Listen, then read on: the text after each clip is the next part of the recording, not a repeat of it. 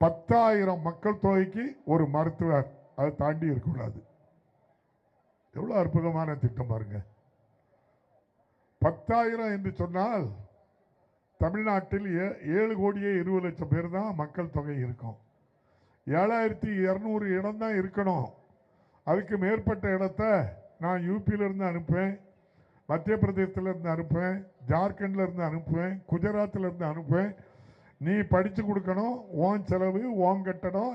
தமிழக அரசால் உருவாக்கப்பட்ட கல்வி நிறுவனங்களில் இருந்து கற்றுக் கொடுப்பது பிற மாநில மாணவர்களுக்கு, அவர்களுக்கு கொடுக்கக்கூடாது என்று நான் சொல்ல மாட்டேன். நம்முடைய ஒன்றிய அரசுக்கும் கொடுப்பதற்கு சட்டம் இருக்கின்றது. அதன் அடிப்படையில் கொடுப்பதை நாம் கொடுக்கின்றோம்.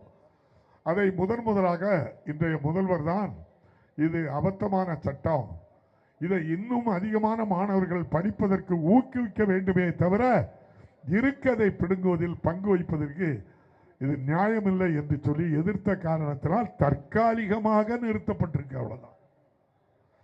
ஆக நாங்கள் எதிர்க்கிறோம் அப்படின்னு சொன்னா மக்களுக்கு விரோதமாக இருந்தால் நாங்கள் எதுக்கத்தான் செய்வோம். புதிய கல்விக் கொள்கையை எதுக்குறாங்க அப்படிங்காங்க. நான் அந்த கல்விக் கொள்கையை முழுமையாக இந்த அரசு எதுக்கலை. 5 ப்ரீகேஜி, எல்கேஜி, யூகேஜி 1, 2 தேர்வு வைக்கணும். திரும்ப 3 வருஷம் கழிச்சு தேர்வு. 5, 8, 9, 5, 8, 10, 12 தேர்வு வைக்கணும், தப்பு இல்லை.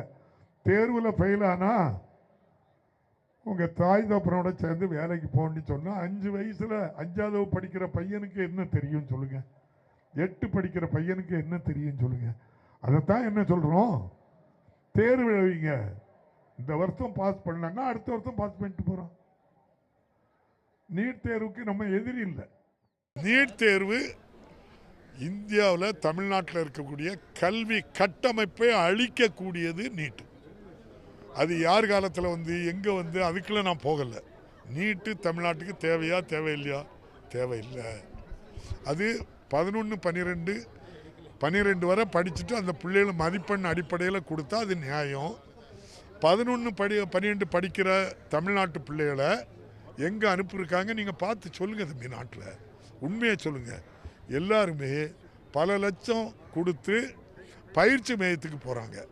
அந்த வசதி இல்லாத ஏழை பிள்ளைகளுக்கு இந்த இருக்க கட்டமைப்பு, இந்த சட்டம் மாறும் வர நாங்களும் கூட தான் ட்ராவல் பண்ணி ஆகணும். அதுக்காக தான் அரசும் அவங்களுக்கு என்ன செய்யுது, பயிற்சி கொடுக்கு சாமானியர்களுக்கு. இது போக நம்முடைய மாண்புமிகு முதல்வர் அவர்கள் 7.5% சாமானிய ஏழை எளிய மக்கள் அரசு உதவி பெறும் பள்ளியில் படிக்கிறவங்களுக்கும் கொடுக்குறோம். அதனால் நான் ஒரு கருத்தை உங்கள்கிட்ட நான் எதிர்பார்க்குறேன். நீங்கள் இந்தியாவினுடைய 4வது தூண் நீங்கள் தான். இந்த நீட்டு ஒவ்வொருத்தருடைய மனசாட்சியும் தொட்டு சொல்லுங்கள், தேவையா தேவையில்லையா? அது தேவையில்லைங்கிறனால தான் இந்த அரசும் இப்போது இருக்கின்ற துணை முதல்வரும் பல கோடி கையெழுத்தை வாங்கி ஒன்றிய அரசை திரும்ப பார்க்க சொல்கிறோம். சட்டம் இருக்கிற வரை அது கூட தான் என்ன செய்யணும், எல்லாரும் ட்ராவல் பண்ணணும். சட்டம் கல்விக்கு எதிரானது, சாமானிய மக்களுக்கு எதிரானது. அது ஒட்டுமொத்த தமிழக கல்வி கட்டமைப்பை அளிக்கிறது.